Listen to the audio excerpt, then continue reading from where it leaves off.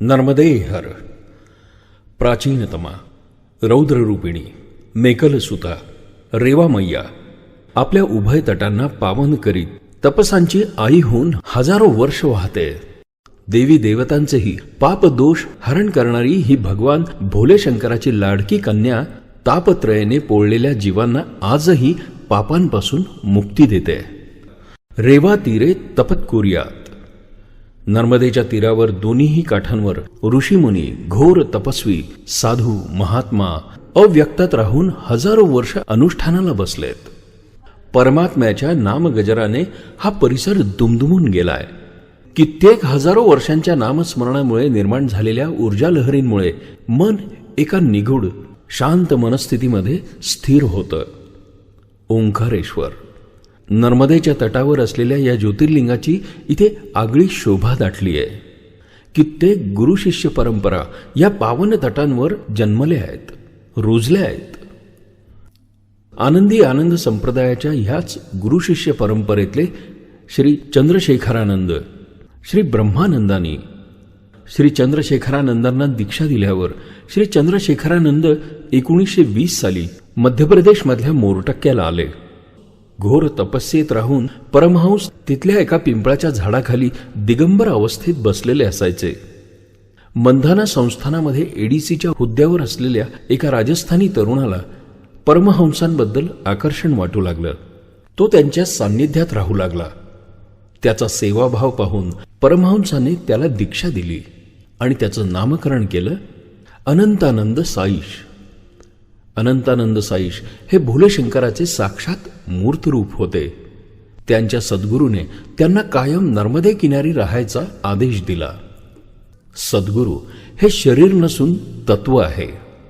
हे तत्व अवीट आहे, चिरंतन आहे, कालातीत आहे. असे हे कधीही विलोप न पावणारे तत्व श्री गुरुदेव दत्तांच्या रूपानं ह्या जगी अवतरले. श्रीपाद श्रिया वल्लभांच्या रूपानं कलियुगी प्रकट झाले आणि श्री नरसिंह सरस्वतीच्या रूपानं विहरले. नामसाधकांच्या मनामध्ये गुरुतत्वाबद्दलची ओढ निर्माण करून श्री गुरुचरित्र जन्माला घातलं. ब्रह्मानंदम परमसुखदम केवलम ज्ञानमूर्तीम द्वादातीतम गगनसदृशम तत्वमस्यादिलक्षम एकम नित्यम विमलवचलम सर्वधी साक्षीभूतम भावातीतम त्रिगुणरहितम सद्गुरुम तम नमामि.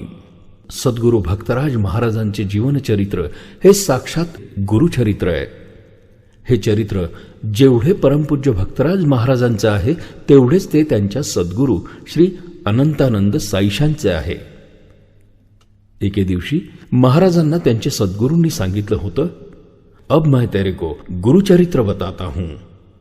ही गाथा त्या शिष्याची आहे ज्याला गुरुप्राप्तीपासून गुरुवियोगापर्यंत आपल्या गुरु महाराजांचं नावही ठाऊक नव्हतं. ही गाथा आहे त्या शिष्याची ज्याने तन मन धन सगळे आपल्या गुरुचरणी अर्पण केले. ही गाथा आहे त्या गुरूंची जे साक्षात श्री साईबाबांच्या आज्ञेनुसार आपल्या शिष्याकरता इंदूरला प्रकट झाले. शिर्डीचे सद्गुरू श्री साईनाथ महाराज आणि श्री अनंतानंद साईश बोलत आहेत असे दिसले. साईबाबा श्री साईशांना सांगत होते, मेरी याद इंदौर में हो रही है, मुझे इंदौर में ढूंढ रहे हैं, तू और मैं क्या दो है, इंदौर चला जा. श्री अनंतानंद साईश इंदौरला कुणासाठी येणार होते? मेरी याद इंदौर में हो रही है असे साईबाबा साईशांना म्हणाले होते. त्यांची आठवण एवढ्या तळमळीने करणारा कोण होता ज्यामुळे साक्षात श्री साईबाबांना प्रकट व्हावं लागलं? गुरुतत्व हे कालातीत, शाश्वत, चैतन्यधन, अखंड ऐक्य स्वरूप असे आकारण करुणावत्सल तत्व आहे. हेच गुरुतत्व तुमच्या पूर्व सुकृतांसह प्राप्त जीवनाच्या साधनेला एक मूर्त रूप देते आणि ते रूप म्हणजे सद्गुरू. सद्गुरू भक्तराज महाराजांना अध्यात्माची ओढ जाणत्या वयापासूनच होती. पूर्व सुकृताचा ठेवा, कुलदैवत श्री रघुनंदन रामाचा वरदहस्त. ह्यामुळे 9 फेब्रुवारी 1956 ह्या दिवसाला असाधारण महत्त्व येणार होतं. अनंत जन्माची तपसाधना फळाला येणार होती. श्री भक्तराज महाराजांचे पूर्वजन्मीचे नाव दिनकर कसरेकर. बरेच व्यवसाय उद्योग करून झाले होते. इंदोर मुंबई इंदोरची त्रिस्थळी यात्रा करून दिनूने आता इंदोरमध्ये त्याच्या बालपणीच्या मित्रांबरोबर आयुर्वेदिक औषधीचा उद्योग सुरू केला होता. वैद्यराज जोशी आयुर्वेदिक औषधी तयार करायचे. वैद्यकीय शास्त्रामध्ये निपुण असलेले श्री जोशी आणि अभिजात विक्रेत्याचे गुण असलेला दिनू या दोघांमुळे व्यवसाय यशस्वीरित्या चालत होता. उत्तरोत्तर प्रगती होत होती. दुकानाला 1 वर्ष पूर्ण झाल्याच्या निमित्तानं सत्यनारायणाची पूजा घालायचं असं ठरलं. 1956 सालचा जानेवारीचा अखेरचा आठवडा होता तो. दिनू रामबागेच्या घरासमोरच्या वरांड्यात बसून कुणाकुणाला बोलवायचं याची यादी करत होता. दिनूच्या मित्राची हरिभाऊ लांभातेंची मुलगी माया बाहेर खेळत होती. तिने दिनूला खेळता खेळता विचारलं, काका, तुम्ही सर्वांची नावे यादीत घातली?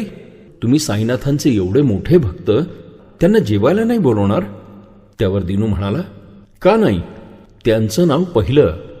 साईनाथ महाराज दिनूचे सर्वस्व होते. गुरुचरित्राच्या पारायणात साई भक्तीची जोड खूप पूर्वीपासून होती. त्या मुलीच्या बोलांनी दिनूला अंतरातून खोल कुठून तरी साईनाथांच्या हाकेची जाणीव झाली. अनंतानंद साईशांना श्री साईनाथ महाराज म्हणाले होते, इंदौर चला जा, तू और मैं क्या दो है? आणि इथे इंदौरमध्ये लहानशा मायाने दिनूला विचारलं होतं, साईनाथांना नाही बोलवणार का? 9 फेब्रुवारी 1956. पूजा आटोपली. जेवणखाण झाली. साईबाबांना जेव घातल्याशिवाय आपण अन्न ग्रहण करायचं नाही हा निश्चय होता. हरिभाऊ लांभाते आणि दिनूने विचार केला, साईबाबा तर आता नाही, एखाद्या मुसलमान फकीराला किंवा साधूला प्रसाद ग्रहण करण्याची विनंती करावी. अनंतानंद साईशांनी साई स्वरूपाचा साक्षात्कार देऊन पीर बाबांना आपली ओळख पटवून दिली होतीच. हरिसिद्धीवर दिनू आणि हरिभाऊ पोहोचले. संध्याकाळची वेळ होती. पीर बाबा घराबाहेरच्या वरांड्यात बसले होते. हरिभाऊंची थोडी ओळख होती म्हणून त्यांनी हरिभाऊंना येण्याचं कारण विचारलं. सगळी हकीकत कळल्यानंतर ते म्हणाले, मेरे तो रोजे चल रहे हैं, मैं अब खाना नहीं खा सकता. तुम्हें कौन चाहिए? मुझे साईबाबा चाहिए, मगर साईबाबा ने तो देह त्याग दिया, इसलिए आपके पास आया. सोचा किसी मुसलमान साधू को प्रसाद ग्रहण करवा दूं. पीर बाबांना जाणवलं की या साधकाच्या साधनेची सांगता होण्याचा स्वर्णयोग आला आहे. ते म्हणाले, तुझे जो साई चाहिए ना, वो पालीवाल धर्मशाला में बैठा है, वहां जाओ. वहां कोने में ओटले पर पड़े हुए जो बूढ़े आदमी दिखेंगे, उनके चरण तुम पकड़ लो, वो असली साई है. मानो वो तुम्हारे लिए ही आए है. दिनूला पीर बाबांचं बोलणं ऐकता ऐकताच भावसमाधी लागल्यासारखं वाटू लागलं. अनंत जन्माची तपस्साधना फळाला येणार होती. गुरुप्राप्तीच्या दैदप्यमान सोहळ्याची सुरुवात झाली. सद्गुरू अनंतानंद साई स्वरूप साक्षात भोले शंकर साईबाबांच्या आज्ञेनं पालीवाल धर्मशाळेत राहत होते. असे प्रसंग अवर्णनीय असतात. शब्द तोकडे पडतात. असे क्षण अनुभवणारा भानावर असला तरच कौतुक. मती गुंग होते. श्रवणशक्ती गळून पडते. काहीतरी विलक्षण घडतंय हे जाणवतं, पण नीटसा उलगडा होत नाही. बाबा, बाबा, हरिभाऊंनी धीरानं हाक मारली. दिनू मुकात झाला होता. संकल्पांचे कथन केले. प्रार्थना केली. संन्याशी म्हणाले, मी तर संन्याशी आहे. मी फक्त एकाच वेळी जेवतो आणि माझं जेवण झालंय. ते निजलेल्या अवस्थेतून उठून बसेनात. दोघेही काकुळतीला आले. जोडल्या हाती प्रार्थना सुरू ठेवली. अखेर अनंतानंदांनी थाळा पाहिला आणि पाणी आणण्यास सांगितले. ह्या पत्त्यावर तुम्हाला कोणी पाठवलं? त्यांनी विचारलं. पीर बाबांचं नाव ऐकताच ते हसले आणि म्हणाले, मैं उसको प्रकट करने आया था, उसने मेरी माया मेरे ही ऊपर डाल दी. हे शब्द ऐकले आणि दिनूने त्यांच्या पायाला घट्ट मिठी मारली. डोळ्यातून अश्रूंच्या धारा वाहू लागल्या. देहभान हरपलं. अरे, तू क्यों रोता है दिनू? तेरे लिए मैं आया हूं, सब ठीक हो जाएगा. दिनू म्हणून स्वामींनी हाक मारली होती. त्या क्षणापासून त्यांचे देहभानच हरपलं होतं. ज्या स्पर्शाने भक्त स्वतःचं अस्तित्व बोळवून गुरुचरणी अर्पण करतो आणि ज्या स्पर्शानं इहलोकातील नात्यांचा विसर पडून केवळ एकच नातं उरतं, गुरु आणि शिष्य, तोच हा स्पर्श होता. श्री गुरूंच्या चरणस्पर्शाचा केवढा हा विलक्षण परिणाम. दिनूचे अश्रू काही केल्या थांबत नव्हते. साईशांनी प्रेमानं दिनूला विचारलं, का रे बाप्पा रडतोस? जा, तुला सर्व काही दिलंय. सर्व तुझ्या इच्छेप्रमाणे होईल. काही काळजी करू नकोस.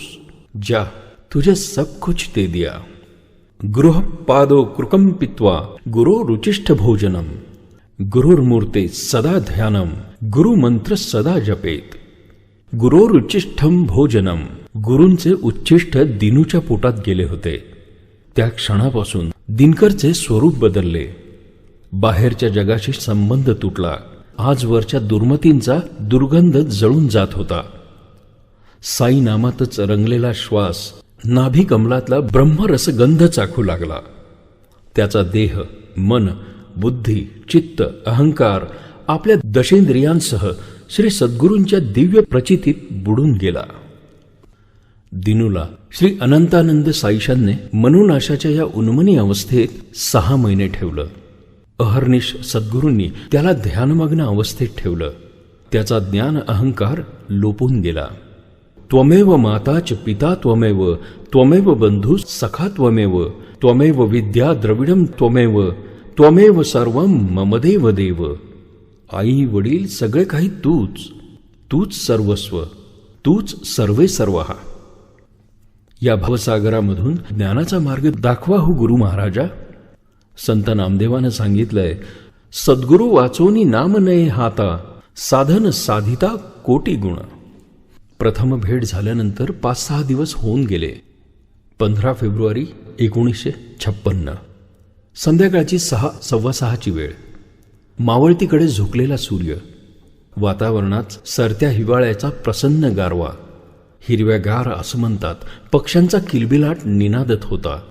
सदाशिव स्वामी श्री गुरु गुरुमंत्र देणार होते. सर्वांच्या जीवनाचा तो सोनियाचा दिन होता.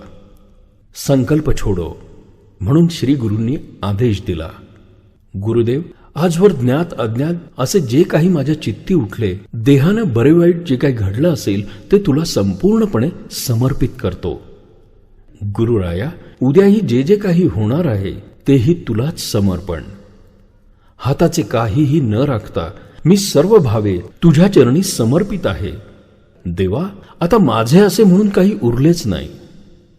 अनंतानंद साईशांनी प्रत्येकाला गुरुमंत्र दिला. शिवस्वरूप करून सोडणारा. नर्मदेच्या साक्षीनं घेतलेला हा मंत्र मिळाल्यावर दिनू परमश्रेष्ठ अवर्णनीय अवस्थेत गेला होता. गुरुमंत्र हे असे नामबीज असते की त्याच्या फक्त स्मरणामुळे शिष्याला एक अलौकिक अवस्था प्राप्त होते. हजारो मैल दूर असलेला एक गुरु एका क्षणात हृदयी प्रकट होतो. गुरुने दिलेल्या नामाचं स्मरण करणे हेच खरे तप होय. सद्गुरू साईश तिकडून सगळ्यांना श्री ओंकारेश्वरी घेऊन गेले. अभिषेकाचे साहित्य घेऊन श्री ओंकारेश्वराच्या दर्शनाला सर्व मंडळी श्री गुरूंबरोबर गाभाऱ्यात आली. श्री गुरूंसह सर्व उभे होते. पुजारी पूजा आणि अभिषेक संकल्प सांगत होते. दिनू मात्र गुरु महाराजांच्या चरणपादुका काखेत घेऊन कोपऱ्यात उभा होता. मुखाने गुरुमंत्र म्हणत अर्धोन्मिलित दृष्टी श्री ओंकाराच्या शिवलिंगावर खेळली होती. दृष्टीपुढे श्री गुरूंचं ध्यान साकारत होतं. अचानक त्यांना आपले सद्गुरू शिवस्वरूप दिसले. काखेतून पादुका काढल्या आणि शिवलिंगासमोर नेल्या. पुढे सद्गुरूंची आरती लिहिली. त्यावेळी शब्द उमलले, ओंकारा रूपसाई तुझ ओवाळू आरती या दिना गुण गाया तव चरणी दे मती. श्री अनंतानंद साईश पहिल्या भेटीनंतर 15 फेब्रुवारी 1956 सगळ्या शिष्यांसह आश्रमात मुक्काम करण्याचं सद्गुरूंनी ठरवलं. 16 फेब्रुवारी 1956 पहाटेची वेळ होती. दिनू सद्गुरूंची सेवा सर्वतोपरी मनापासून करायचा. रामप्रहाराची 4-4:30 वाजेची वेळ होती. सद्गुरूंना आंघोळीला गरम पाणी लागायचं. पाणी गरम करायचं काम दिनूकडेच असायचं. दिनू तिथले लाकडं गोळा करून चूल पेटवायच्या कामात मग्न होता.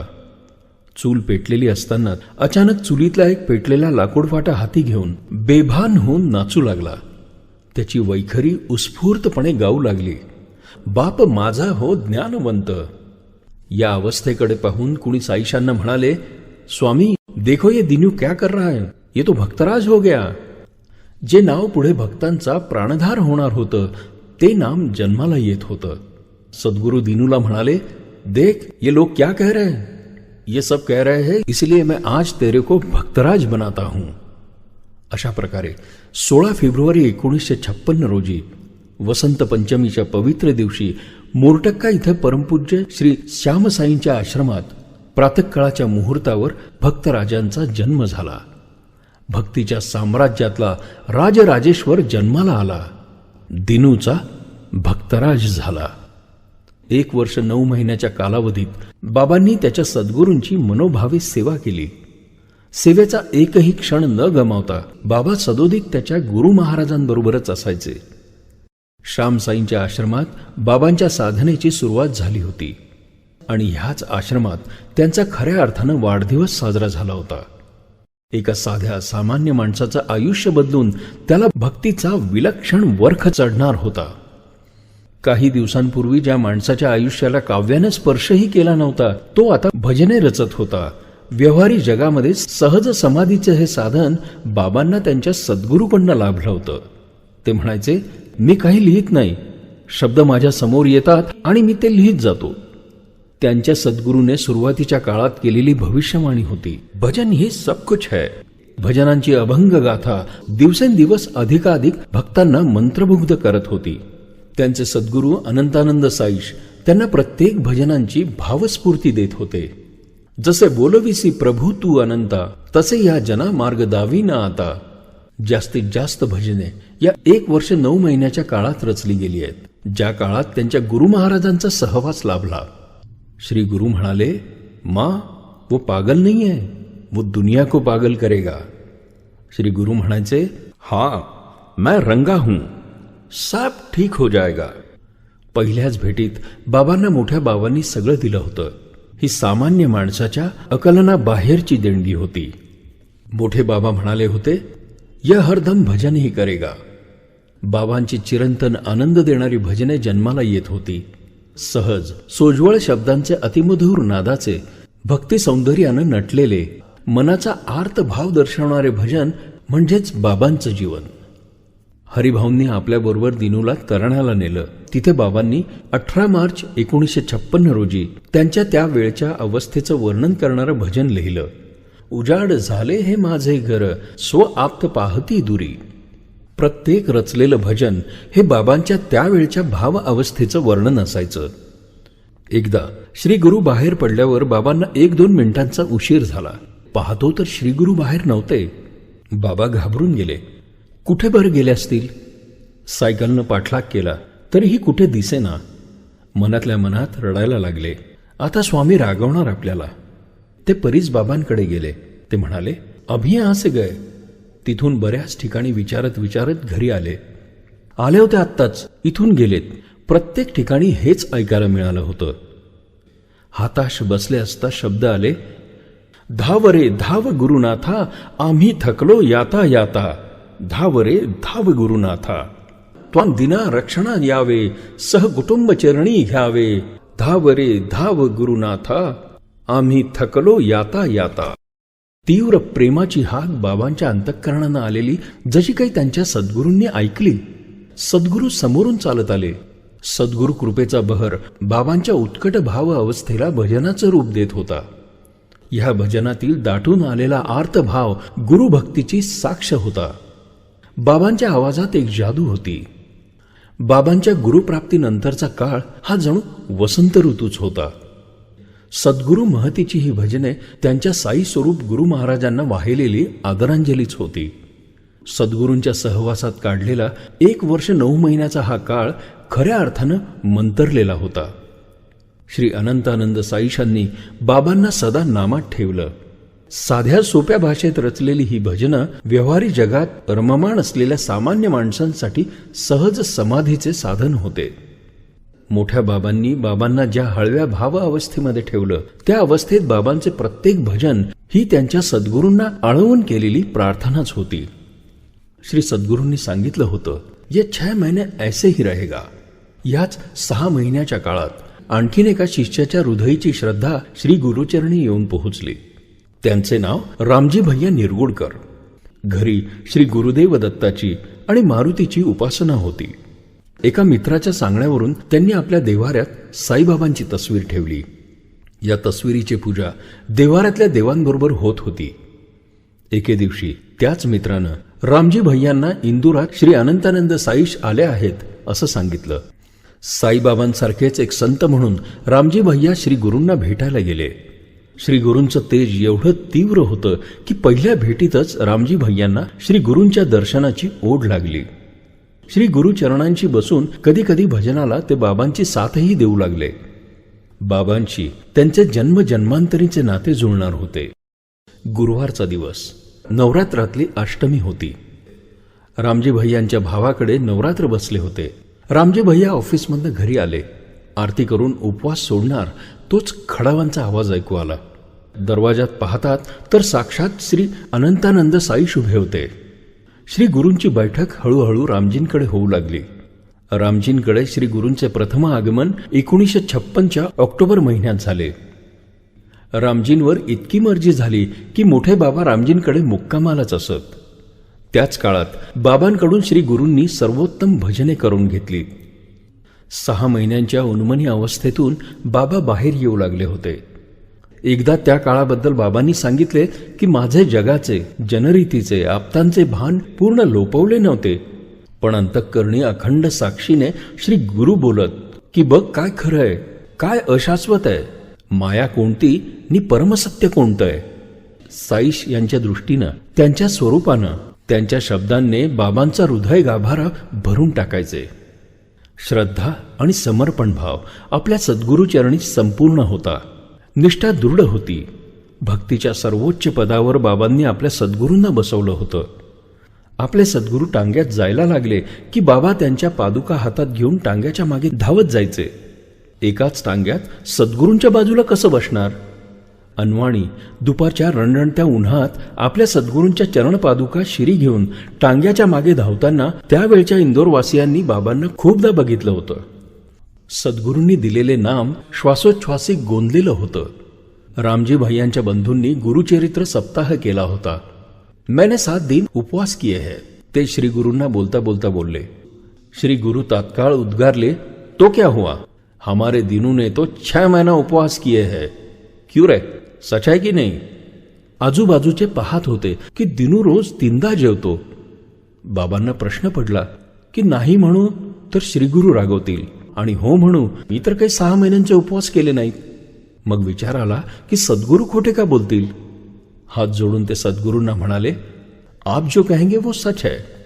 बाबांचे चित्त त्यांना ग्वाही देईना. श्री गुरु असं का बोलले असतील हा विचार मनातून काही केला जात नव्हता. लोधीपुऱ्यातून संध्याकाळी उदास चित्ताने बाबा येत होते. राजवाडा चौकातल्या मारुती मंदिराबाहेर कट्ट्यावर बसले. मनी विचार आला की जाऊन श्री गुरूंची क्षमा मागावी. तेवढ्यात लक्ष गेलं तिथे पडलेल्या एका जुन्या पोथीच्या फाटक्या पानाकडे. त्यावर जे लिहिलं होतं ते त्यांच्या सकाळच्या पडलेल्या प्रश्नाचं उत्तर होतं. नाम घेता ग्रासो ग्रासी, तो नर जेवूनी उपवासी. नाम घेता वाट चाली, यज्ञ पावलो पावली. हे वाचलं मात्र अवर्णनीय आनंद झाला. धावत रामजींच्या घरी आले आणि श्री गुरूंचे चरण त्यांनी घट्ट पकडले. सर्वज्ञानी सद्गुरूंना बाबांना एवढा आनंद का झाला असेल ते कळले. हसून डोक्यावर थापटी मारली आणि म्हणाले, लुच्छा मेरा बेटा. परमपूज्य भक्तराज महाराजांचे चरित्र हे साक्षात गुरुचरित्र आहे. कारण जशी गुरुचरित्रामधली प्रत्येक घटना नामधारकाला सद्गुरु तत्वाबद्दल पडलेल्या प्रश्नांची उत्तरं देऊन त्यांच्या शंकांचं निराकरण करते, तशीच बाबांच्या जीवनाशी जोडलेली प्रत्येक घटना ही सामान्य माणसाला गुरु शिष्यांच्या संबंधाबद्दल एक बोध देऊन जाते. 1957चा अनंत चतुर्दशीचा भंडारा करायला सद्गुरू अनंतानंद साईशांबरोबर सगळेजण बडवायाला गेले. भंडारा झाला. श्री गुरु हरिभाऊ, रामजी भैया, बाबा, मामा पानपत्ते, रामजी भैयांचे सासरे श्री दादा मुजुमदार आणि मंडळी महेश्वरहून नावेने सहस्त्रधारेला आले. सहस्त्रधारा हे नर्मदेच्या प्रवाहामधलं एक रमणीय स्थान. श्री नर्मदेला आपल्या सहस्त्र हातांनी अडवण्याचा प्रयत्न अर्जुनानं केला होता, तो ह्याच स्थानी. अनेक छोट्या मोठ्या खळग्यातून उसाळत फेसाळत स्फटिकासारखी विलोभनीय रूपानं सहस्त्रधारांनी नर्मदा वाहत होती. श्री गुरु आणि भक्त मंडळी स्नानाला आली. गुरु महाराजांनी स्नान केलं. नंतर बाकीच्यांनी स्नान करून घेतलं. श्री गुरु स्नान आटोपून खडकावर उभे राहिले असताना सगळ्यांना एकदम जाणवलं की मोठ्या बाबांची छाती आणि इतर कपडे आणायचे राहिले होते. बाबांची छाती धडधडू लागली. आता श्री गुरूंना कसं तोंड दाखवू? सेवा अपूर्ण पडली असे बाबांना वाटले. जळो हे जिणे, मी आता नर्मदेत उडी घेऊन जीव देईन असा विचार करत बाबा उडी घ्यायला पुढे सरसावले. सारे अंतराळ नजरेत फिरून गेले. नर्मदेत उडी टाकणार तेवढ्यात आवाज आला, अरे वेड्या, हा देह टाकला म्हणजे हे अपुरे प्रारब्ध संपले का? देह चरणी अर्पण कर गुरूंच्या. एवढ्यात श्री गुरु मोठ्यानं ओरडले, दिनू क्या कर रहा है, चल इधर आ. बाबा मागे फिरले आणि श्री गुरूंचे चरण पकडले आणि रडू लागले. खरा शिष्य गुरुसेवेची एकही संधी गमवत नाही. काहीही अपेक्षा नसताना केवळ प्रेमापोटी केलेल्या या गुरुसेवेचे महात्म्य थोर आहे. दिनूला श्री गुरूंनी समोर बोलावलं. रागावून विचारलं, दिनू, मैंने तेरे को अभी 5 रुपये दिए थे, इसका हिसाब देना. बाबा घाबरले. गुरूंना विचारत म्हणाले, बाबा, आपने मुझे 1 रुपया दिया था. संतापून मोठे बाबा म्हणाले, झूठ बोलता है गुरु के सामने, मुझे 5 रुपये का हिसाब दे. दादा मुजुमदारांनी ही बाबांची बाजू ऐकून घेऊन मोठ्या बाबांना सांगण्याचा प्रयत्न केला. चुप, तुम बीच में मत बोलो, मैं तुमसे बात नहीं कर रहा. सगळे चिडचूप झाले. इंदूरला परत आले तरी पालुपत चालूच होतं. साले चमडी उधेड दूंगा, मुझे हिसाब नहीं मिला तो. हिशोब आठवल्याशिवाय श्री गुरूंसमोर पुन्हा उभा राहणार नाही हा निश्चय केला आणि 3ऱ्या दिवशी ते बाहेर पडले. खिन्न अवस्थेत भटकत भटकत पोलो ग्राउंडकडे गेले. काय करू गुरुनाथा, तू जर माझ्यावर रुसलास तर मी कुठे जाऊ? काय चुकलं माझं? सुनंदा फार्मसीच्या बिल बुकाच्या कागदाचा एक तुकडा खिशात होता. अंतःकरणाची सारी तळमळ शब्दरूप देऊन बाहेर आली. ओळी होत्या, दयेच्या सागरनाथा, बुद्धीच्या दाता, शांती द्या हृदया. भवडोही काम भयंकर, बुडतो सदा मी दया मजसिकर. षडरिपू छळी या देहा, बुद्धीच्या दाता, शांती द्या हृदया. पंचतत्व देह चरणी खर्चिला, अहंकाराचा वारा भरला. तूची माय बापनाथा, नमितो माथा, शांती द्या हृदया. ठरवलं, श्री गुरूंसमोर जाऊन भजन म्हणावं. मग जे काय करतील ते निवांतपणे सोसावं. समोर उभे राहून भजन म्हटलं. पंचतत्व देह चरणी खर्चिला. ही ओळ ऐकताच श्री गुरूंची मुद्रा सुहास्य झाली. जा, मेरे 5 रुपये का हिसाब मिल गया. पूर्वी भजनाला तबला पेटीची साथ नसायची. टाळ्यांच्या ठेक्यावर तासनतास उभे राहून बाबा भजन करायचे. भक्तांचा समुदाय हळूहळू वाढतच होता. रामजी भैयांशी बाबांचा घट्ट ऋणानुबंध मोठ्या बाबांनी जोडून दिला. गुरुचरित्रातल्या सगळ्या घटना मला माझ्या सद्गुरूंनी दाखवल्या आहेत असं बाबा म्हणायचे. रामजीन वाचून बाबांचे पानही हलत नसे. गुरुबंधू असूनही रामजी दादांनी बाबांच्या शब्दाला गुरुवाक्याप्रमाणे मान दिला. त्यांनी केलेली बाबांची सेवा असामान्य होती. तशी त्यांच्या गुरूंची आज्ञा होती. कधी सद्गुरू बाबांना म्हणायचे मूर्खानंद, कधी गदाकैका, कधी म्हणायचे पूर्ण ब्रह्म, अविनाशी. एकदा बाबांबद्दल ते इतरांना सांगताना म्हणाले, आनंद करो, मौज करो, भक्तराज का क्या कहना, वो तो निर्वाण है. ज्ञान वैराग्य फुलवणारा मंत्रराज सद्गुरूंनी नामरूपी बाबांच्या हृदयात बसवला. हरिओम तत्सत. 1957ची दत्त जयंती दादा मुजुमदारांकडे रतलामला करायची ठरली. सद्गुरूंनी बाबांना 2 दिवस आधीच रतलामला पाठवून दिलं. मोठे बाबा सगळ्यांना म्हणाले, मेरा तार आ गया है, दिनू यहाँ नहीं है, भजन करो. मेरा तार आ गया है, मैं जा रहा हूं, ते म्हणाले. दुसऱ्या दिवशी सद्गुरू रतलामला पोहोचले. पाठोपाठ भक्तही दादा मुजुमदारांकडे पोहोचले. त्या दिवशी दत्त जयंतीचा उपवास होता. मुझे भूक लगी है, श्री गुरु दादा मुजुमदारांच्या पत्नीला म्हणाले. आदल्या दिवशीच्या पोळ्या आणि शेव प्रेमाने खाल्ली. बाबा तिथे होतेच. त्यांनी सद्गुरूंच्या उच्चिष्ठाचा प्रसाद ग्रहण केला. मग ते म्हणाले, आज मैं उमेठ जाऊंगा, मेरा तार आ गया है. सद्गुरू निघणार म्हटल्यानंतर सगळ्यांनी सद्गुरूंची पूजा केली. शेवंतीच्या फुलांचा हार गळ्यात घातला. हार अंगरख्याच्या आत गळ्यात रुळत होता. बाहेर अंधार पडला होता. उमेटला जायचं म्हणून सगळे भक्त मोठ्या बाबांना रतलाम स्टेशनवर सोडायला आले होते. गाडी आली. जागेसाठी शोधाशोध झाली. मोठ्या बाबांना जागा शोधून बसवलं. गाडी सुटणार तोच दारात उभ्या राहिलेल्या सद्गुरूंच्या चरणावर बाबांनी मस्तक ठेवलं.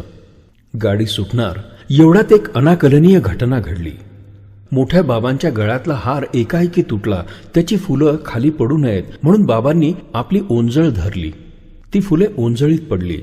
घटना अनाकलनीय जरी असली तरी हा शुभसंकेत नव्हता हे खरं. शुभसंकेत नव्हता हे घटनेच्या वृत्तीवरूनच स्पष्ट दिसत होतं. बाबांनी ओंजळीत पडलेली फुलं जपून ठेवली. भजन ही सब कुछ है, मैंने तुझे माया बाजार में डाला है, जब चाहे तब खींच लूंगा. गाडी सुटता सुटता ते बाबांना म्हणाले. बाबा म्हणायचे, पाऊण तास अखंड बोलले तरी जेवढी वाक्य आपण बोलू तेवढी सद्गुरू 1 वर्ष 9 महिन्याच्या काळात पुरते बोलले नसतील. अबोल बोल मात्र सद्गुरू बाबांशी अखंड बोलायचे. श्री अनंतानंद साईश हे साईनाथांचे स्वरूप होते. साक्षात श्री साईनाथ महाराजांच्या सांगण्यांवरून ते दिनकरसाठी इंदोरला आले होते. आज त्यांनी देह ठेवला आणि दिनकर एकटा पडला. रामजी भैया इंदोरला होते. जवळच्या दूधवाल्यानं त्याला एक दिवशी सांगितलं, मी असं ऐकलं आहे की तुमच्या गुरूंनी 12 डिसेंबरला देहत्याग केला आणि त्यांचे नातेवाईक त्यांच्या अस्थी घेऊन बडवायाला आले होते. दादांचा विश्वासच बसेना. मेरे सामने वो रतलाम को दादा के यहां से गए, तब तक अच्छे थे, तुमने कुछ गलत सुना होगा. त्या दूधवाल्यानं दादांना समजावलं तो मोठ्या बाबांच्या दूरच्या नात्यात होता आणि देह सोडल्याची ही वार्ता खरी आहे. कारण उमेठहून मोठ्या बाबांचे 2-3 नातेवाईकही बडवायाला त्यांच्या अस्थी घेऊन पोहोचणार होते. वार्ता ऐकली मात्र पण शब्दांवर विश्वास बसेना. रतलामला जिथे दादा मुजुमदारांकडे बाबा आणि इतर भक्त थांबले होते तिथे पत्र पाठवलं. भक्तराजांना श्री गुरूंची आज्ञा होती, मी येईपर्यंत तू रतलामला राहा. रामजी दादांनी पाठवलेलं पत्र दुपारच्या डाकने आलं. पत्र वाचलं. बाबा एकदम मूर्छितच झाले. उरी भडभडून आलं. दृष्टीपुढे अंधार दाटला. बाबा मूर्छित झालेले पाहून दादा मुजुमदार घाबरून गेले. गुरुचरित्रामध्ये श्री गुरु शैल्य यात्रागमन करतात आणि शेवंतीची 4 प्रसाद पुष्पे शिष्यांसाठी वाहून येतात. हा प्रसंग सद्गुरूंनी प्रत्यक्ष बाबांना दाखवला. दुःखानं त्यांचं हृदय बधिरलं होतं. अतिदुःखानं काही कळेनासं झालं होतं. एका क्षणी अंतरातून एकदम श्री गुरूंची वाणी ऐकू आली. अरे मैं कहाँ गया हूं, तेरे पास ही तो हूं. दिनू, इतने दिन मेरे पास रहकर क्या तू यही सीखा. बाबांनी सगळ्यांना आंघोळ करून नवे वस्त्र नेसायला सांगितले. सद्गुरूंची पूजा करायची आहे असं सांगितलं. त्या दिवशी बाबांनी भजन लिहिलं. मंगलात झाले मंगल, नाथ गेले सदन सोडून. गुरुतत्व जे बाबांच्या आयुष्यात श्री अनंतानंद साईशांच्या रूपाने आले ते श्री साईशांच्या महानिर्वाणानंतरही त्यांच्या आयुष्यात येत गेले. एकदा रामजींकडे असताना सद्गुरू बाबांना म्हणाले, दिनू यहां बैठेगा, यही रहेगा. दिनकर संपून त्याचा भक्तराज झाला होता. सद्गुरूंनी सांगितलं होतं, अब मैं जाऊंगा, अब मेरी माया काम करेगी. अजूनही सद्गुरूंची आठवण येऊन डोळे भरून यायचे. ज्या प्रेमाच्या प्राप्तीसाठी जपतप करती भले, ते तू प्रेम मज दिधले. भ्रमण, भजन आणि भंडारा या बाबांच्या जीवनाचे सगळे तत्वज्ञान ह्या फक्त 3 गोष्टींमध्ये सामावले आहेत. भजन, भ्रमण आणि भोजन किंवा भंडारा. भंडाऱ्यात पोटाची भूक आणि भजनामध्ये आत्म्याची भूक दूर व्हायची. भजनामुळे भ्रमण व्हायचे आणि नवीन भक्तांची भेट व्हायची. लोकांती एकांत भोगणारा आणि एकांतीही लोकांतात राहणारा हा नामयोगी सदा टवटवीत दिसायचा. 30 ऑक्टोबर 1959 संध्याकाळी 7:30 वाजता श्री भक्तराज महाराजांची आणि ज्ञानगिरी महाराजांची पहिली भेट झाली. या पहिल्या भेटीचं वर्णन बाबांनी स्वतःच्या शब्दात करताना सांगितलंय, शरीरामध्ये लखलखणाऱ्या विजेसारखे चैतन्य निर्माण करणारा हा अनुभव. परमपूज्य बाबांनी लिहिलंय, आमची दृष्टादृष्ट झाली तोच त्यांनी आत्मदर्शनाची प्रचिती दाखवली. त्याच क्षणी मला श्रीमद सद्गुरू अनंतानंद साईश यांच्या प्रथम भेटीची आठवण झाली. ज्याप्रमाणे भूकंप झाल्यावर जमीन हादरते आणि भूगर्भातील पाणी उकळू लागते आणि जसे विपरीत वातावरण निर्माण होते तद्वत श्री ज्ञानगिरी महाराजांच्या योगशक्तीचा प्रखर ताप माझ्या देहरूपी पृथ्वीच सहन न झाल्यामुळे माझीही अशी अवस्था झाली होती. श्रीमद सद्गुरू श्री अनंतानंद साईश यांचे देह विसर्जन कालानंतर मला गुरुकृपा छत्राची उणीव भासत होती आणि मधून मधून त्यांचा विरह असहाय्य होत होता आणि नुकताच सेवेस आचवल्यानं सारखी तळमळ वाटत होती आणि स्वतःचं मनोगत उकलावयास कोणतीच जागा नव्हती. त्या सद्गुरूंच्या कृपेनेच की काय हे पितृहृदय कळवळले. मोठ्या बाबांच्या पहिल्या भेटीनंतर जशी मनस्थिती झाली होती त्याच भावस्थितीत बाबा त्यावेळी होते. श्रीमद सद्गुरू ज्ञानगिरी महाराज यांनी आज दिवाळीच्या मुहूर्तावर शनिवार दिनांक 21 ऑक्टोबर 1959 रोजी सकाळी 8:30 वाजता आपणास आपले सद्गुरू श्री अनंतानंद साईश यांच्या गादीवर बसवित आहोत. हा आम्हास अक्कलकोट स्वामी महाराजांचा आदेश आहे. गादी धारण केल्यानंतर बाबा सद्गुरू पदावर अधिष्ठित झाले.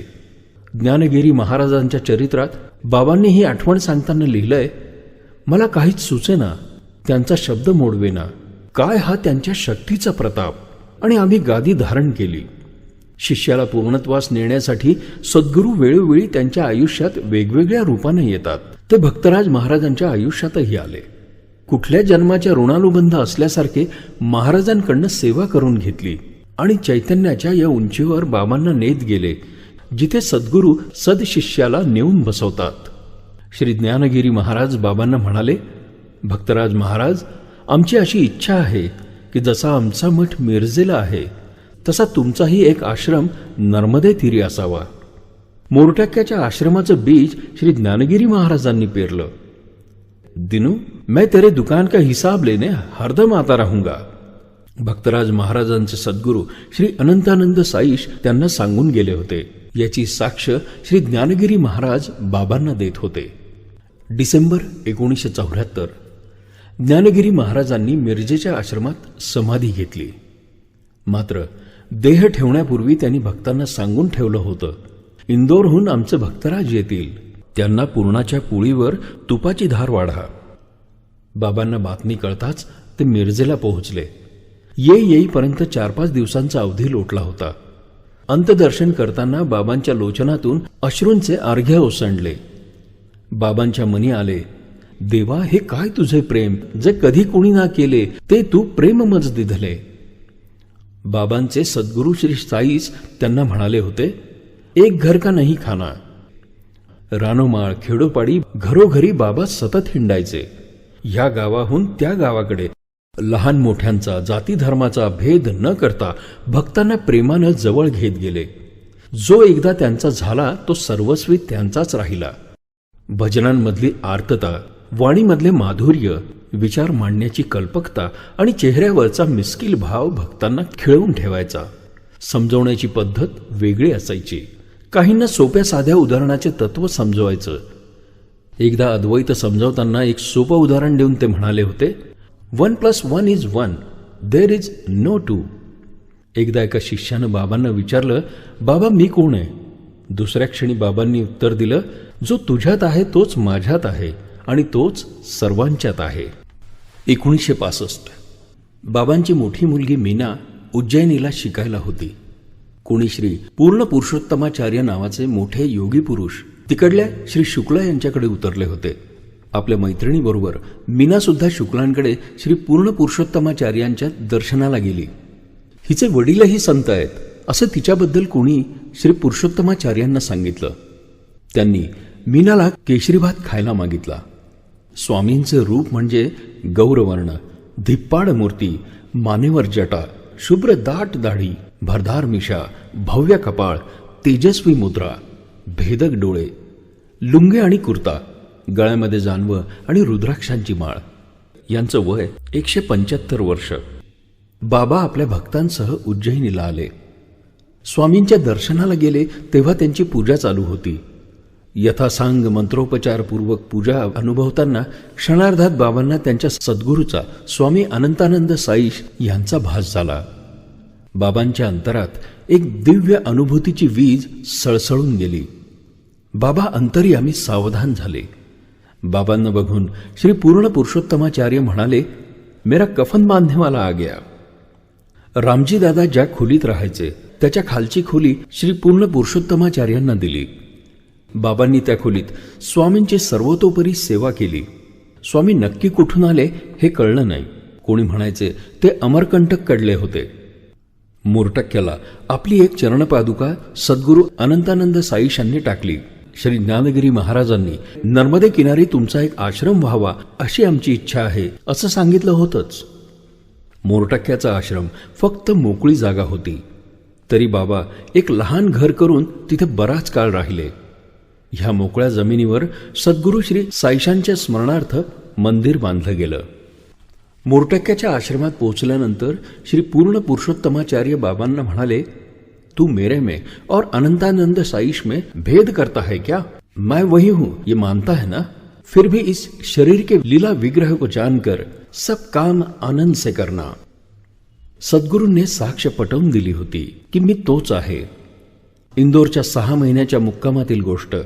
रामजी दादांच्या घरात असताना त्यांनी बाबांना स्वतः दीक्षा दिली आणि सर्वांसाक्ष त्यांना पदव्या बहाल केल्या. ब्रह्मर्षी, नित्यानंद, निवृत्तीरत्न, राजाधिराज भक्तराज महाराज. सद्गुरु स्वरूप श्री ज्ञानगिरी महाराजांनी पूज्य बाबांना प्रेमाने देहाधिराज, मस्ताना, अलमस्त अशा पदव्या दिल्या होत्या.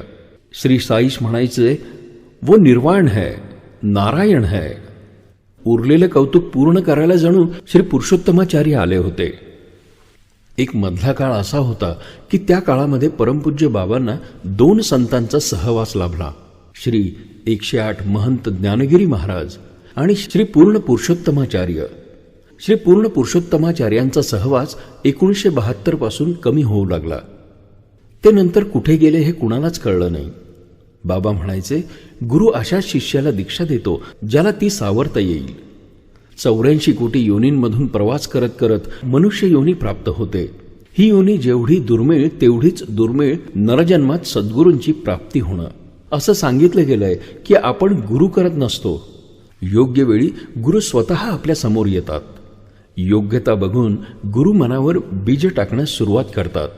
जेवढी शिष्याची तयारी, जेवढा त्याचा समर्पण भाव, जेवढी दृढ श्रद्धा, तेवढी सद्गुरूची कृपा. बाबांचे म्हणणे असायचे की एकदा गुरूंच्या हातात कान दिला की मग तो जे सांगेल ते शिष्यानं ऐकलं पाहिजे. हे कधी होणार नाही, किंतु परंतु अशा हौशा नवशाला गुरु पावत नसतो. बाबा म्हणायचे, गुरु कहे सो कर, गुरु करे सो नाही. कधी एका वाक्यामध्ये गहन तत्वाची गोष्ट समजवायचे. Diversion of mind is concentration. भजनामधून सोप्या साध्या पद्धतीने समजावलेलं अध्यात्म आणि बाबांच्या वाणीतलं माधुर्य मन मोहून टाकायचे. महाराष्ट्र, मध्य प्रदेश, गुजरात, गोवा, विशाखापट्टणम भजनाबरोबर भ्रमण सुरू होतं. जन्मजन्मांतरीच्या गाठी होत होत्या. बाबांची भेट होणं त्यांच्या सुकृतात होतं. बाबा म्हणायचे, असे कित्येक लोक आश्रमाच्या समोरून ये जा करतात, पण माझ्या इच्छेशिवाय कुणीही या आश्रमात येऊ शकत नाही. त्यांच्या गुरु महाराजांनी त्यांना कोणत्याही कर्मकांडात टाकलं नाही. पूजा, उपवास, पोथी, वाचन, जयंती, पारायण, अभिषेक, सोळे ओळे, गंध, भस्म, रुद्राक्ष, स्नानसंध्या वगैरे सारख्या कर्मकांडातून बाबांना त्यांच्या सद्गुरूंनी मुक्त केलं होतं. परमपूज्य अनंतानंद साईश भुरानंद बाबांना कधी सांगायचे, उसको मैंने माया बाजार में डाल दिया है, उसको यह सब नहीं जमेगा, लेकिन अपने को कर्मकांड बराबर होना. बाबांसाठी भजन हीच संध्या होती. गोपाळांचा मेळा भरवून नामघोष करीत रात्रीचा दिवस करून सोडणारे भक्तराज आकाराला येत होते. नामाचा महिमा म्हणजे सद्गुरू भक्तराज महाराज. साई नामाचे स्वरूप, नाम चैतन्याची चालती बोलती साक्षा म्हणजे गुरुभक्त महाराज. अज्ञानी जीवांना जगवण्यासाठी स्वतः जी शिणली ती भक्तराज माऊली होती. स्वतः आध्यात्मिक परिपक्वतेच्या कोणत्या पायरीवर होते ते कुणाला कधी कळू दिले नाही. संत महात्म्यांची सामान्य भक्तासारखे सेवा करायचे. त्यांना अतिशय आदरानं वागवायचे. परमपूज्य गुलाब बाबा, परमपूज्य सुखदेव शास्त्री, परमपूज्य श्री नाना महाराज, परमपूज्य बाळासाहेब जोशी, परमपूज्य श्री मामासाहेब देशपांडे, परमपूज्य चंद्रकिरण महाराज, गाणगापूरचे दंडवते स्वामी, संत तुकडोजी महाराज, सद्गुरू ताई महाराज उंदीरखेडकर, साकोरीच्या सद्गुरू गोदावरी महाराज, सद्गुरू माधवनाथ महाराज, इंदूरचे श्री नृसिंह महाराज, परमपूज्य गगनगिरी महाराज आणि विशाखापट्टणमचे श्री ई कृष्णम्माचारी. श्री ई कृष्णम्माचारी यांनी आपल्या भक्तांना सांगितलं होतं, if you want to know what is gyan and karma, come to me. But if you want to know what is bhakti, go to Bhaktaraj Maharaj. Master E Krishnamachari यांनी वर्ल्ड टीचर्स ट्रस्ट ही संस्था स्थापन केली होती. अनंतकृष्णन हे मास्टर ई कृष्णमाचारी यांचे चिरंजीव. त्याने वडिलांचे कार्य सुरू ठेवलं. 11, 12, 13 जानेवारी 1987 वर्ल्ड टीचर्स ट्रस्टतर्फे मोठ्या संमेलनाचं आयोजन विशाखापट्टणमला होणार होतं. बाबांना बोलावणं आलं. बाबांनी तिथे सगळ्यांना आपलंसं केलं. खंजिरी वाजवण्याची बाबांची एक नाजूक शैली होती. खंजिरीची थाप हातावर कधी पडायची हे कळायचंच नाही. भक्तांच्या अनुभूती अगणित आहेत. सांगता सांगता डोळ्यात आसवांच्या धारा वाहतात. आठवण येते ती त्यांच्या आभाळासारख्या प्रेमाची. सर्व भक्तांवर एकाच वेळी प्रेमाचा वर्षाव करणं हाच एक चमत्कार होता. हाच भक्तांनी अनुभवलेला साक्षात्कार होता. सगळ्यात महत्त्वाचं म्हणजे हे सगळं करत असताना परमपूज्य बाबांनी पूर्ण आनंद देणारी ही साध्या सोप्या अध्यात्माची संस्कृती त्यांच्या भक्तांमध्ये रुजवली. बाबाने आत्म्यासाठी नामाचं दान केलं, शरीरासाठी अन्नाचं दान केलं. बाबा म्हणायचे, पोटात अन्न नसेल तर भजनात मन कसं लागेल. संसारात राहून अध्यात्म कसं जोपासायचं हे बाबांनी त्यांच्या भक्तांना दाखवून दिलं. अन्नपूर्णा, सदापूर्णा, शंकरा, प्राणवल्लभा अशी जगज्जननी पार्वती माता अन्नपूर्णा ही बाबांना प्रसन्न होती. आश्रमाच्या आणि भंडाऱ्यातल्या अन्नाला प्रसादाचं महत्त्व प्राप्त झालेलं असतं असं बाबा म्हणायचे. इंदौर, मोरटक्का, ओंकारेश्वर, कांदळी, मेहताखेडी, नाशिक आणि अशा बरेच ठिकाणी बाबांनी अनेक भंडारे घातले. हजारो जीवांना तृप्त केलं. संसारग्रस्त माणसाला बाबांचे सांगणे असायचे, इस माया बाजार से मत डरो, डरना है तो जो वो ये माया तुमसे करवाती है उससे डरो. पूज्य भक्तराज महाराज हे शिर्डीच्या साईंचे आत्मस्वरूप होते. त्यांच्या भजनसृष्टीवर साईबाबांचा प्रचंड पगडा होता. बाबांच्या शब्दांना गवळीचा सुगंध होता. बाबांच्या बरोबर भक्त समुदाय मोठ्या संख्येनं भ्रमण करायचा. हे सगळं घेत असताना त्यांना एका गोष्टीची जाणीव नेहमीच असायची की भोजन भ्रमण ह्याचा भक्तांना कधीही त्रास होता कामा नये. मोरटक्क्याच्या सद्गुरू परमपूज्य अनंतानंद साईशांनी पादुका फेकल्या त्या क्षणी बाबांच्या मनात विचार आला, भविष्यात इथे गुरुस्थान होणार. तो हा मोरटक्क्याचा आश्रम. कित्येक महिने बाबा तिथे एका लहानच्या घरात राहिले आहेत.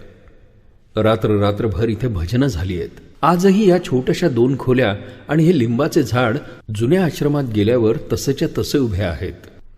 1987 साली ह्याच आश्रमात विष्णुयाग संपन्न झाला आणि याच मुहूर्तावर रामजी दादा आणि भाऊ विडवाई यांचे नामकरण झाले. श्री रामजी दादा झाले परमपूज्य रामानंद महाराज आणि श्री भाऊ विडवाई झाले श्री अच्युतानंद. हे दोघे परमपूज्य बाबांचे उत्तराधिकारी होणार होते. भक्त वात्सल्य आश्रम, अन्नपूर्णा रोड, राजेंद्रनगर, इंदूर इथे 20 एप्रिल 1982 साली जागा विकत घेतली आणि परमपूज्य धांडे शास्त्रींच्या हस्ते तिथल्या औदुंबर वृक्षाखाली सद्गुरू अनंतानंद साईशांच्या अचलचरण पादुकांची स्थापना झाली. ह्या औदुंबराच्या वृक्षाच्या सावलीत बाबा एका कुटीमध्ये कित्येक वर्ष राहिले आहेत. एक दैदिप्यमान सोहळा म्हणजे परमपूज्य भक्तराज महाराजांचा अमृत महोत्सव. बाबांनी आपल्या हातामध्ये सद्गुरूंच्या चरणपादुका धरल्या होत्या. डोक्यावर ऊन होतं. अनवाणी बाबांनी या पादुका पालिवाल धर्मशाळेकडून भक्त वात्सल्याश्रमापर्यंत चालत आणल्या. बरोबर इतर भक्त होते. भक्तांचे हृदय भरून आले होते. श्री क्षेत्र कांदळी, पुणे नाशिक रस्त्यावर हे एक लहानसे खेडे. सद्गुरू भक्तराज महाराजांच्या पूर्व परंपरेनुसार आलेलं हे राम मंदिर आणि काही जमीन इथे आहे. 1972च्या आसपास बाबा कांदळी इथे आले. कांदळी येथील रामाचं त्यांनी दर्शन घेतलं. इथे आजही रामनवमीचा उत्सव दरवर्षी साजरा होतो. बाबांचे ज्येष्ठ पुत्र हेमंत उर्फ नंदूदादा या आश्रमाची आणि राम मंदिराची व्यवस्था पाहतात. ह्याच आश्रमात गुरुमाता जीजी निवास करतात. थोड्या दूर 6 एकराच्या जागेत बाबांनी एक पाठशाळा बांधली आहे. राम मंदिराच्या समोरच्या मोकळ्या जागेमध्ये आपली समाधी व्हावी अशी बाबांची इच्छा होती. 1991 मध्ये मोरचुंडी नावाच्या एका छोट्याशा अज्ञात खेड्यात सद्गुरू बाबांनी शिवरात्रीच्या भंडाऱ्याची सुरुवात केली. या भंडाऱ्याच्या वेळी संतोषी मातेच्या देवळाकडनं बाबांची बैलगाडीतनं मिरवणूक काढली होती. तेव्हापासून आजपर्यंत महाशिवरात्रीचा भंडारा तिथे साजरा होत आहे. तशीच मिरवणूक, तोच भक्तांचा उत्साह, तसेच गुलाल उधळून बाबांच्या नामघोषात सगळ्या भक्तांचे बेधुंद होणे. भक्तांच्या आठवणीमध्ये एवढं चैतन्य असतं की त्या आठवणींमधून भक्तांच्या कणाकणामध्ये भिनलेले बाबा दरवेळी त्यांची आठवण निघाली की त्यांच्या मनाचा ताबा घेतात. सद्गुरू बाबांनी त्यांच्या गुरु महाराजांच्या स्मरणात कित्येक वेगवेगळ्या गावांमध्ये गुरुपौर्णिमा साजऱ्या केल्या. ठाणे, नाशिक, जळगाव, नरसिंहपूर, धुळे, अकोला, पालघर, कांदळी, पुणे, नरसोबाची वाडी, दादर, अंबरनाथ, कुडाळ आणि गोवा. आता थकवा जाणवत होता. कुडाळच्या गुरुपौर्णिमेत मात्र बाबांनी स्पष्ट संकेत दिला होता. आता ह्यापुढे गुरुपौर्णिमेत रामानंदांची म्हणजे बाबांचे प्राणसखे आणि गुरुबंधू रामजी भैयांची पूजा करा. कुडाळची गुरुपौर्णिमा थकलेल्या अवस्थेत पार पडून बाबा औदुंबराला आले. औदुंबरला त्यांना पुजाऱ्याने दत्त महाराजांना वाहण्याकरता कमळं दिली. ती वाहिली आणि ते म्हणाले, आता गुरुचरित्र संपत आलंय. प्रकृती खालावतच होती. बाबा म्हणायचे, गुरुला सुद्धा गेल्या जन्माचे देह प्रारब्ध असते, ते त्याला सहन करायलाच लागते. 15 नोव्हेंबर 1995 साली बाबांना दवाखान्यात भरती करण्यात आलं. नाम अखंड सुरू होतं. 17 नोव्हेंबर 1995 पहाटे 2:30 वाजता भक्तराज महाराज ब्रह्मलीन झाले. तत्वात मिळाले. त्यावेळी उपस्थित भक्तांच्या हृदयाची अश्रुफुलं झाली. श्री रामानंदांना उत्तराधिकारी नेमून बाबा प्रथम तत्वात एकरूप झाले. कालपर्यंत ज्यांच्या स्मित हृदयाच्या कृपादृष्टीने आभाळ सहस्त्रावधी भक्तांवर होते, ते आभाळ उघडे पडले. सगळ्या भक्तांच्या डोळ्यात भय दिसत होतं.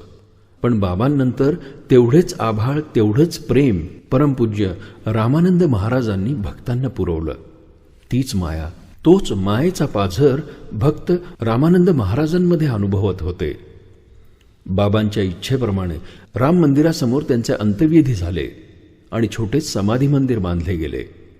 आज याच छोट्या समाधी मंदिरानं विशालकाय रूप धारण केलंय. इथेच 15, 16, 17 मे 2013 या समाधी मंदिराचा कलशारोपण सोहळा आणि परमपूज्य बाबांच्या मूर्तीच्या प्राणप्रतिष्ठेचा सोहळा पार पडला. ज्याचा जैसा भाव त्यासी तैसा ठाव.